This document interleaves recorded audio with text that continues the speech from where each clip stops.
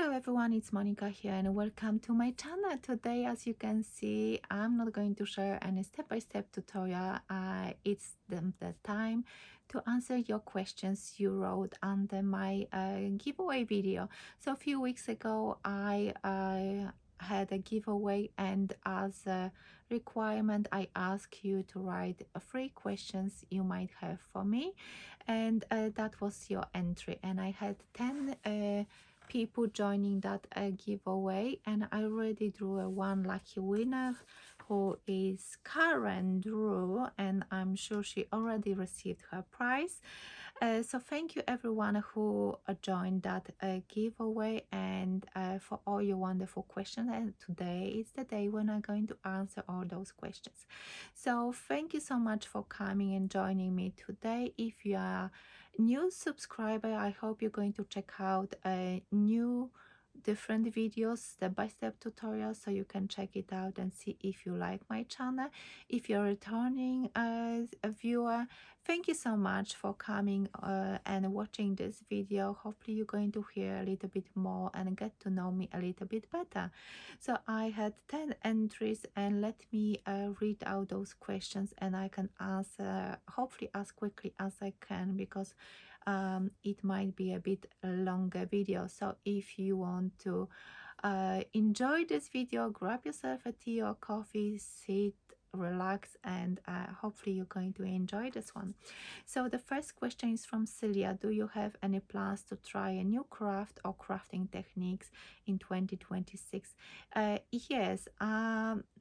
I tried a new technique recently when I was creating this tag for Tag Tuesday for Shirley's collaboration. It was a technique with a glycerin, which I have over here, and I did ink blending with glycerin, and I did heat embossing as well. So I hope you watch this video so you could see exactly how to use that glycerin.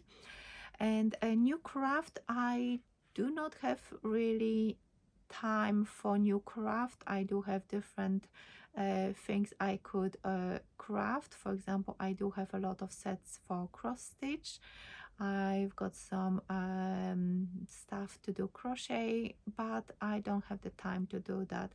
Maybe in the future I will come back to that, and I will do them on a regular basis. But at the moment, I'm so tied up with paper craft, my magazine commissions, my design team work, and private commissions. They take up a lot of my time, and I do want to create enough content for my YouTube channel as well. This is my priority at the moment. So new craft, not at the moment. New crafting techniques, definitely yes. So stay tuned for more. Did you receive any craft goodies for Christmas, and if so, what was your favorite? I didn't get any craft goodies for Christmas. I didn't request any because I do have enough, and if I need something, I prefer to get it myself. And at that stage before Christmas, I didn't need anything, and I already knew that I'm going to get a new design team parcel. So I thought, okay, let me wait and see what I'm going to get. I do want 1 or 2, maybe 2 sets from this is old release from Sizzix and Tim Holtz. Yeah, those thin words, cutting dies, but I'm just watching YouTube and Vinted, and I'm checking from every few days if maybe someone wants to resell those, because it's not like I need them, but I would love to have them, and I can wait, I can be patient, and definitely it's something I will get sooner or later for myself, but it's not something I needed, so I'm not going to rush with that. Question number 3, do you enjoy reading, and if so, what was your favorite read in 2025? I finished a book just before Christmas, The Profiler. It was such a great book, and it was amazing book. I was hooked for a few days. I was just, any opportunity I had, I was reading that book. I put the a name of the author below the video, so you can check it out. I got another book by the same author, but it didn't grip me from the start, so I left it. I will try to finish it, but the profiler was very good, and if you're into crime, then this is something you might want to watch. I think it was a little bit bloody as well, so maybe it's not for you, but check it out. I'm going to include that below the video. Another set of questions from Sarah Phillips this time. What are your most used loved products? So I wouldn't be able to live without paper pads, paper collections. So, and my favorites are always the ones which they've got elements to fussy cut out. So for example, this is an example from a Crafty new design. This is a Polish brand. As you can see, masculine elements, and there is a paper pad with beautiful design papers to go with that. So I love using that. I wouldn't be able to use without 3D foam pads. If you watch my videos, you know that for a while I was using for good quality 3D foam pads, and these are very nice ones. I received them from Hanky Dory, as you can see upside down, and great ones because they've got different sizes. The thickness is different, so you can go for and depending on what are you going for. This is a set of chipboards. They are called laser cut elements by 49 in market. Of course, they come with this collection, and it's such a great way to create very quick and easy cards, because you just need a paper collection, some elements, some glue, card blank, and maybe some 3D foam pads and a sentiment, and you're done. So there is no much products you need to create a beautiful project. What products would you highly recommend? Again, good quality paper collection with elements to fussy cut out. If you're into stamping, of course, a great stamp set, which you think you might use a lot, not only once, especially at the beginning of your craft journey. It's good to actually do your own research or ask someone who is a crafter, and I've done this for a long time. I remember at the beginning I was buying for the sake of buying, because people, for example, I was watching those craft channels, and they were just good at selling. Basically, that's how what it was. Question number 3 is from Sarah. Is there any favorite card you like making or have reproduced? Yes, I've got this regular customer. She was requesting one particular fold for a very long time until I showed her that there are so many different ways I could create a card. She loved Hexagonal Pop-Up card, and I've done so many of them. I've done them for her. I've done them for magazine commissions. It's such a quick and easy card to make. It folds flat. You can fit it into a standard envelope, and once you take it out from the envelope, it has that a hexagonal base, so you can stand it up. It's a really beautiful fold, and you can use it for any occasion. I will link on this one a video for that hexagonal pop-up card if you don't know what I'm talking about, and if you want to try it out. So this is something I do recommend you to try. I would maybe show you a magazine, maybe. I don't know if I have any of them handy, but oh yes, for this creative stamping magazine, actually I've done this hexagonal pop-up card. It doesn't show how it looks properly, but this is the hexagonal base, and this is the topper, and I love doing that, and actually love making pop-up cards as well. So this is from a recent magazine commissions as well. And next question, next person is Abby C1220. do you find making men's cards more challenging? If not, are you able to make some tutorials, please? I think I've got a playlist with masculine cards, so you can check that out. I can link them below the video as well if you prefer this way. I don't find them challenging, especially as I keep saying that if you've got a good quality or nice paper collection with elements to fussy cut out, you can create a masculine card very easy. If you're into stamping, good quality stamp set with masculine stamps, so easy as well. You just need to have a proper good suppliers to create something. And I was actually chatting with Monika, the quilling lady, that it would be nice to create like a series of videos with masculine cards. So if Monika is watching, you have to think a little bit harder, quicker, because people are asking for it. So definitely something we will try to do together.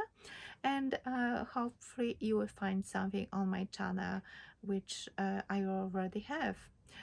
Where do you get your inspiration for the color combinations for your cards? You can get a lot of inspirations from any social media, any other card maker, or I love actually getting inspirations from for example, my blouse today. You can see those two colors. Actually, it's a light and darker pink. Monochrome is always good a point to start. Putting colors or getting yourself even a color wheel. Color wheel can help you with that. There's some books on Amazon with color palettes, or you can you know, I'm sure that you are following some other crafters, so you can check the color palette from someone else and incorporate that color palette into your projects. So you can use that as well as an inspiration. I don't think much about color palette. I when I get my magazine commissions, they always come with color palettes, so I just pull the cardstock inks and whatever I need in those colors and create. So this is actually something nice. And if you watch my videos and especially those videos with my magazine commissions, check, because I usually put that color palette on the screen, so you can maybe screenshot it, save it for later, or maybe you get magazine subscription and then you can check color palettes on there as well. So or you can get yourself a book. I know that on Amazon there are quite a few books which have color palettes as well. If I will not forget, I will link some of those books below so you can check it out.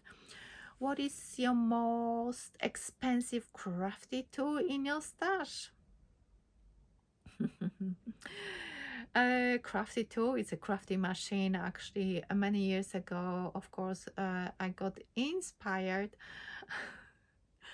and they were selling that machine so well on one of those crafty channels that I bought myself a brother scan and cut machine, electric die cutting machine, and I thought I'm going to use it, but I used it only a few times and it's still in the box above my desk on one of those shelves.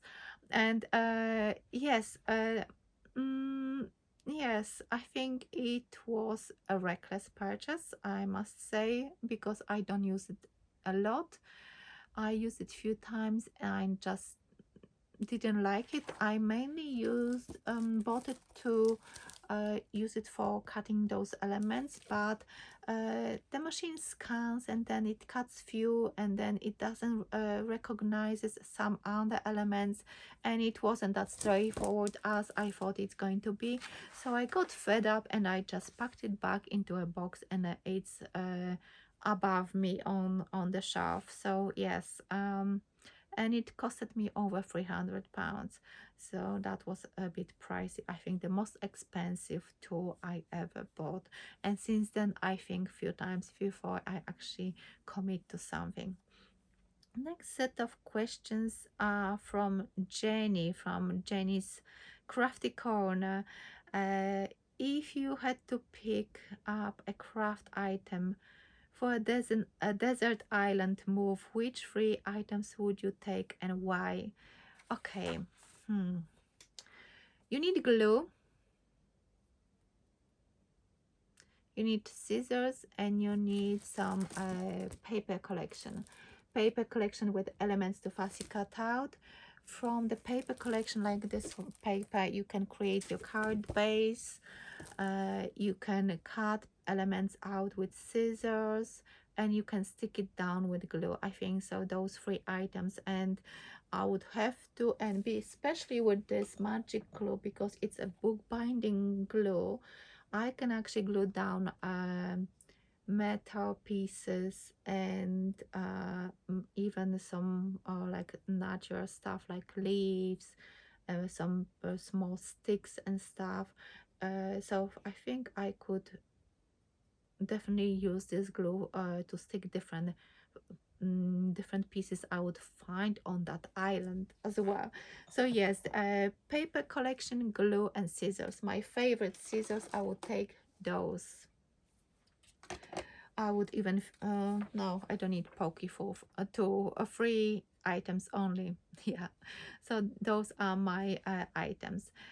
What is your favorite famous crafter and why? I don't follow famous crafters. I look at crafters kind of equally. I know there are some famous ones, but I do not seek them out just because I know they're great. I believe that every single one of us has something amazing to offer. Like Jenny, I watch your videos, and I have to tell you, I'm going to tell you now that I really like your voice. Your voice is very relaxing, and I love watching your videos. And there's something smoothing when I listen to your voice. And there are some other crafters, like if I need some glitter in my life, I would go to Katarina. If I need you know, being particular, I go to Monika, because crafting with quilling lady, because she creates those fancy folds with such precision. She's like mathematician, and her early videos were like, oh wow, the way she was describing the measurements and stuff, like, wow, you've got a brain. It's crazy. And like, if you want to laugh a little bit, or really light crafting, I would go to Jenny Ginger Ninja. You know, there are so many people I would mention here, and I do not follow any famous crafters. And okay, Jenny, can you answer this question for me? Who is your favorite famous crafter? Uh, do you have one? Because I don't. No, it's I would have to think a little bit more about this question, but no, I definitely do not follow famous crafters. I follow crafters which I find different, interesting, engaging, kind, and which are showing what I need to see exactly. Not crafters who are maybe trying to sell me another product. I don't know. I would have to think about this question a little bit more. How did you come up with your crafting name?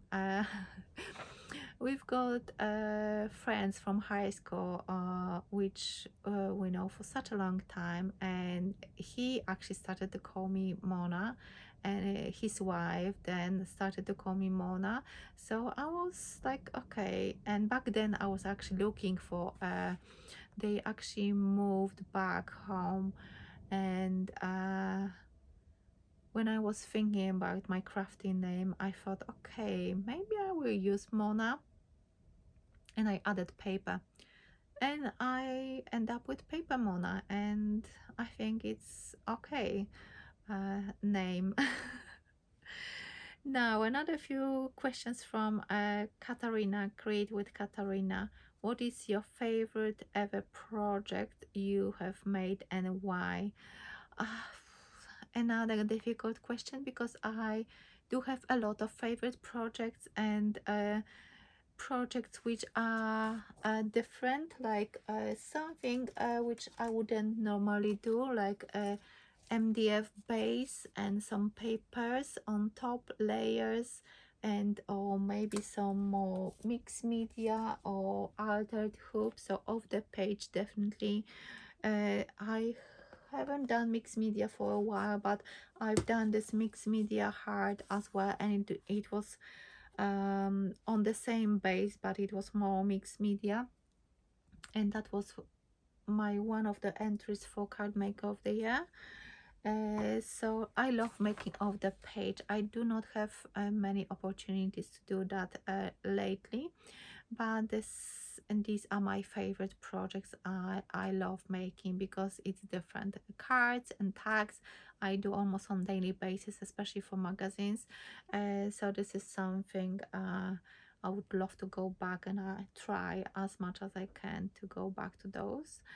What do you do to get back on track when you hit a creative block or lose your mojo? Talk to friends, my crafty friends. Uh, we chat a lot. I chat with Catherine, I chat with you often, I chat with Monika, and I do get inspired. The other time when I was talking to Monika, we come up with new collaborations, new ideas, what we could do together or what we could do separately. Definitely, when I receive a magazine commission, I need to get focused, and I need to start actually creating something. So I think a new brief for magazine commission with the color palette, that definitely pushes me a little bit to and it gets me back on track, definitely. And sometimes watching other crafters on social media, or maybe watching another video tutorial by one of the crafters I follow, that can help as well. Question number 3 from Katarina: what is your favorite card making technique and why? Card making technique, for a very long time I disliked embossing folders, but lately I've been getting so many magazine commissions for to use embossing folder techniques, to show people how to use embossing folders in different ways, how to use embossing folder with heat embossing, inking, embossing vellum, embossing acetate, creating embossed panels, and creating shaker cards.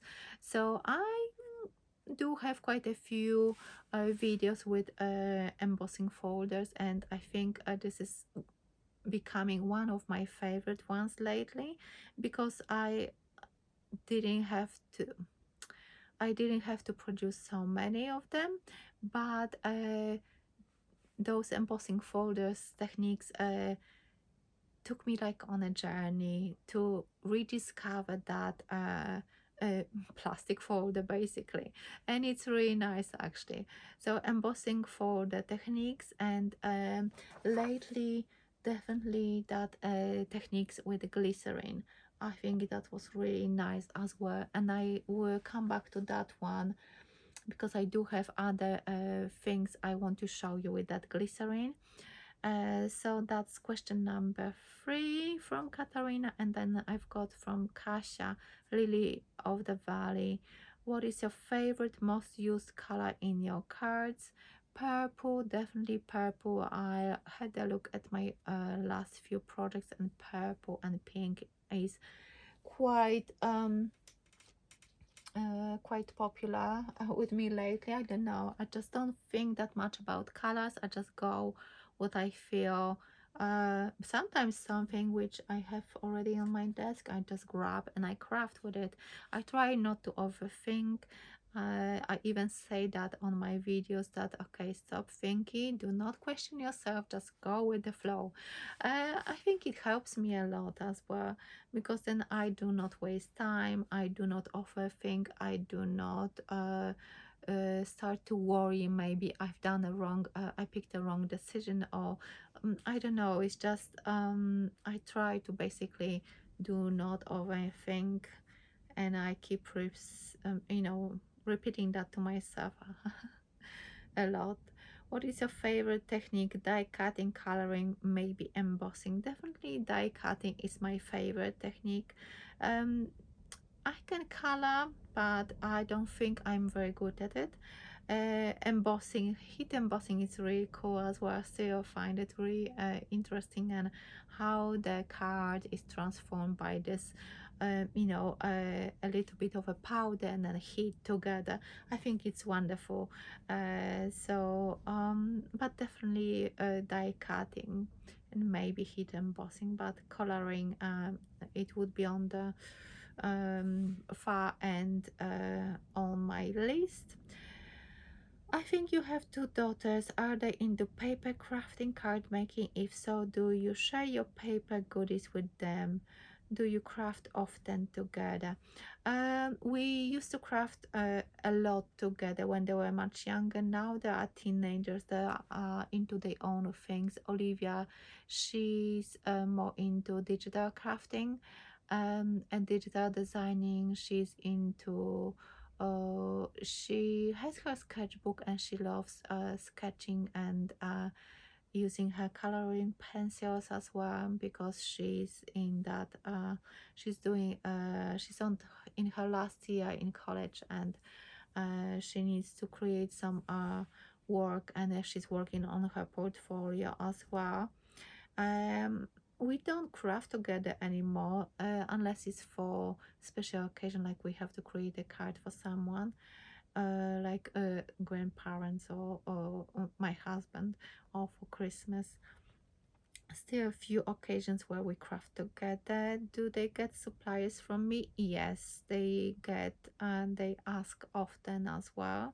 And because I've got different things from what they are using mostly, then whenever they need something, they can always come and ask, or they wouldn't help themselves, but yes, yeah, they need to ask for that, because it's so difficult to find anything anyway. Because it's such a small space, I have to remove few things to get into some of my suppliers to give it to them anyway. When did you start your work for craft magazines and companies, and how it all started? So I started applying for design team posts, I think over 10 years ago, and my first design team was for an online shop here in the UK.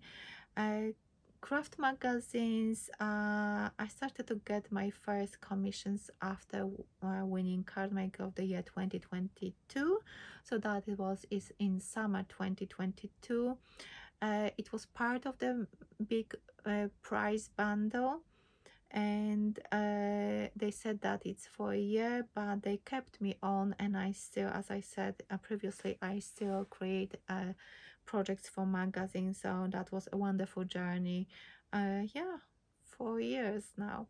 It's I still remember that phone call when Nikki called me, the editor of Creative Stamping magazine, called me, and she said, "Oh, you are one of the winners." I said, "Are you sure you've got the right person?" Oh, it was amazing, amazing. And a few months after, I actually met her personally, and Lou.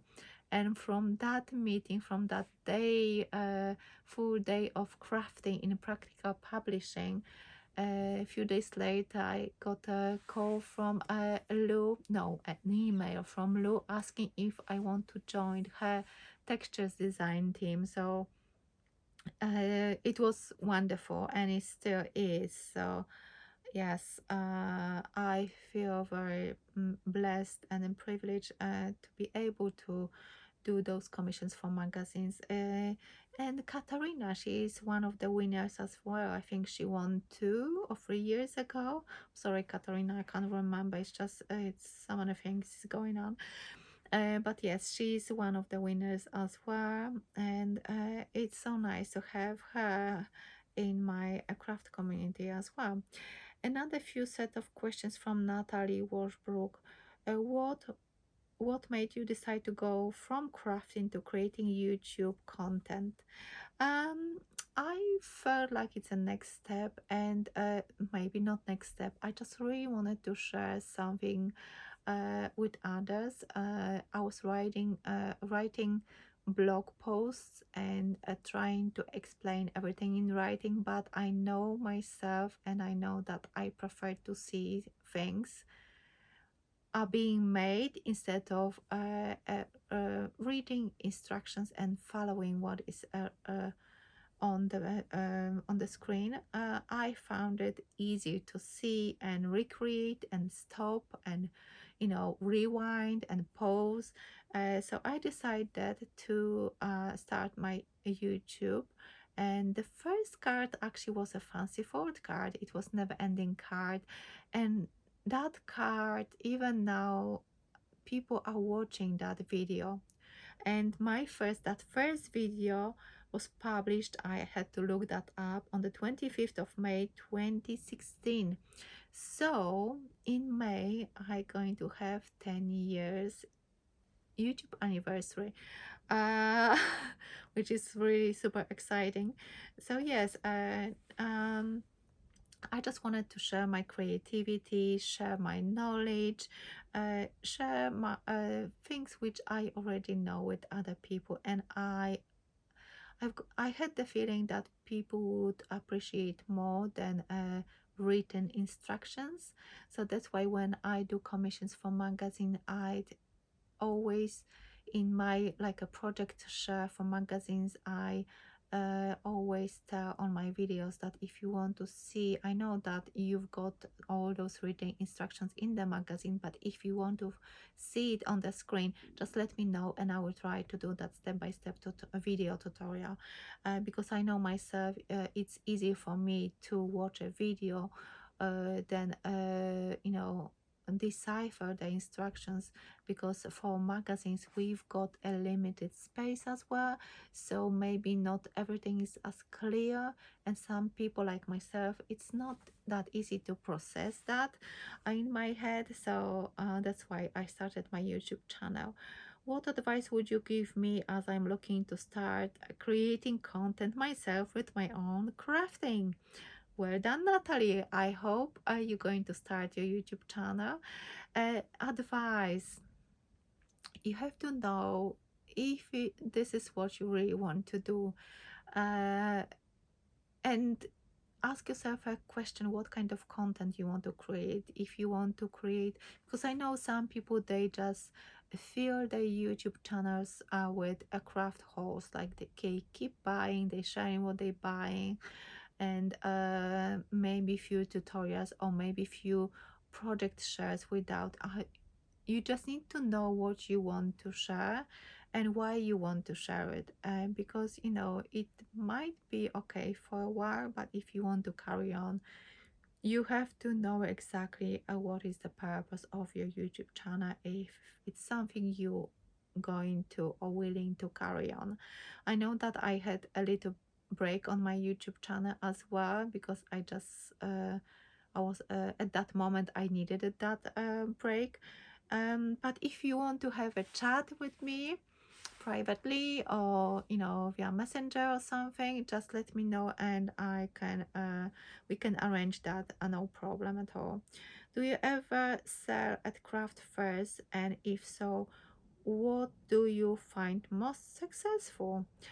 I've done maybe 2 or 3, but that was years ago when my both of my girls were attending Saturday Polish school, and because I was there quite active, they always ask me if I want to do Christmas fair or Easter fair to share, to bring my products and sell them. And because Polish community is a little bit different, and they usually went for stuff like Christmas or Easter cards or first communion invitations or christening cards or invitations. So very religious cards or invitations for special occasions or even weddings. So this is slightly different from a normal craft fairs you would find here in the UK. There are quite a few people. Carrie from Carrie's Card Creations, she sells on craft fairs. So if maybe Carrie would comment below and give you some points or some tips what to do, what's more successful, then it would be nice, so you can communicate with her. She has a YouTube channel as well, so I will try to link her. Let me just mark it down so I can add that information. Carrie,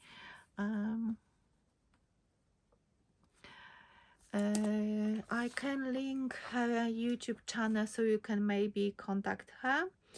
And then I've got another set of questions from Karen, and the first question is paper crafting your first love, or did you start doing something different? As a teenager, I sew my own skirt. I created my own skirt, and then I redid one of the skirts my grandma made for me. After a few years, it wasn't that fashionable anymore, the style wasn't that great, so I redid that, and I really enjoyed doing that. Back home, that generation, both of my grandmas, they were into sewing and knitting or crocheting. Even my mom did sewing and crocheting, so I had always someone to teach me, and I was really interested, and I still am interested in knitting, crocheting, sewing, cross stitch, and I would love to do embroidery, but I don't have that much time to do that anymore. But I'm sure that I will go back to those soft crafts one day.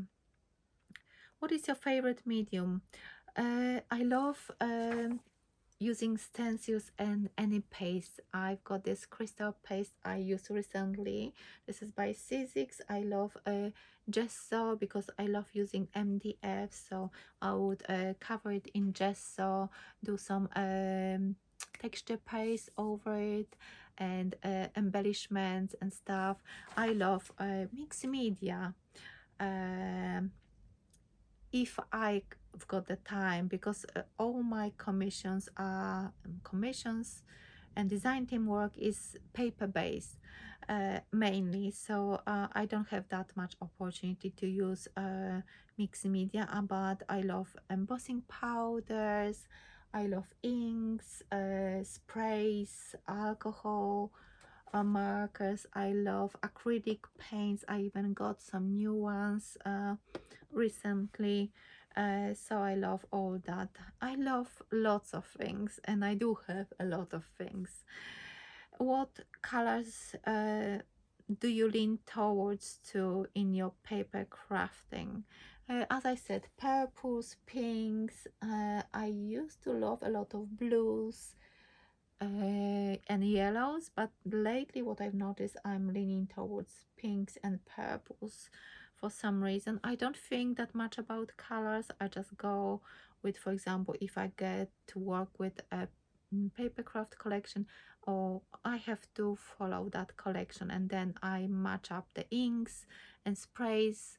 If I can use sprays, then yes, I follow basically a paper collection. And then another set of questions from Anne Lane. When did you start crafting? It was actually spring 2012, My youngest daughter was just 6 months, and I bought myself a magazine with a Easter card making kit, and I made the Easter cards for my family. And that was the first time I started paper crafting, and I was watching some craft channels, and I got my cutter bag die cutting machine. I think there was one embossing folder included, and I can't remember. I remember that embossing folder and maybe a few cutting dies. And yes, spring 2012. If you could try another craft, which one would it be? Embroidery, definitely embroidery. I did a little bit of cross stitch, not a lot, but definitely I would like to try embroidery because I haven't tried any of that. Then question number 3, what is your favorite craft tool? My favorite craft tools, let me show you. So definitely I wouldn't be able to craft without my favorite crafter's companion scissors. They are really nice, I love them. Need to buy another pair just in case, because I had few occasions when I had such a big mess on my desk that they were kind of missing for a while, and I felt really bad, and I felt like I cannot craft without them. And I love pokey tools. This one is from Anne, and this one is, I love that as well. What else? Tools, and my bone folder and tweezers, of course. And I love having, these are the tools I always have next to me when I record videos. So a pencil as well, because sometimes I like to mark things on a project, on a card, and die cutting, not the die cutting machine, and my guillotine as well. So these are the tools. And so there's quite a long list of tools I need to have, but favorite are those are my favorite, which I would not be able to craft without. And then a last set of questions are from Margaret Flaxman. What paper do you use to create card blanks? It's this one by Crafter's Companion. It's a set of 60 sheets, 300 GSM. I love the white, I love craft, and a matte black as well. It's a fantastic card for making card bases. It doesn't crack when you creases, and I think it's really good. I've been using it for a very long time, and I think it's a really good quality. Even the color white is a proper white, not off-white or something else. Which do you prefer, die cutting or coloring? Definitely die cutting. I love die cutting. Coloring, I need to improve on coloring. What is your favorite flower to make? My favorite flower to make, I think I would love to create a lot of sunflowers, but it all depends on what type of or design of cutting die for the flower I have to work with. So this is the last one I received, that was from 49 and Market and Sizzix, and it's just a flower. I don't know if it has any name. I would love to learn how to create roses from paper and from foam, but maybe it's something I will do one day. But flowers, daisies, sunflowers are very easy to create, and they look always so nice on my cards. So these are all my questions I received from people who entered my giveaway. So thank you so much. I hope you learned something new about me. I hope you enjoyed this video, and I hope it wasn't that long. So thank you so much everyone for including those questions. If you, after watching this video, you've got any new questions, maybe my answers gave you an idea for a new set of questions, please write them down below. So maybe I can do that Q&A again soon, maybe next month. And thank you so much for staying with me for such a long time. I hope you enjoyed this video, and thank you so much for all your support, your subscriptions, all your wonderful comments.